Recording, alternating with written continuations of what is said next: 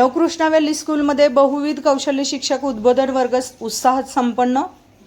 Suraj foundation संचलित Navkrishna valley school व junior college यांच्या वतीने विस्परिंग टीक बेडग या निसर्गरम्य ठिकाणी 7वा शिक्षक उद्बोधन वर्ग मोठ्या उत्साहात व दिमाखात पार पडला।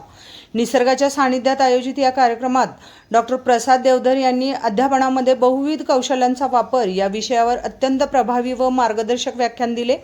त्यांच्या विचारामुळे शिक्षकांना अध्यापनातील नवे आयाम समजले। तसेच कॉज टू कनेक्ट संस्थेचे संस्थापक अनिरुद्ध बनसोडे सर यांनी आजच्या काळात बहुविध कौशल्यांचे महत्त्व अधोरेखित करत विद्यार्थ्यांच्या सर्वांगीण विकासासाठी त्यांची गरज स्पष्ट केली। यावेळी सूरज फाउंडेशनचे संस्थापक ट्रस्टी श्री प्रवीणजी लुंकड यांनी संस्थेमार्फत राबवण्यात येणाऱ्या विविध कौशल्य विकास उपक्रमांची सविस्तर माहिती दिली।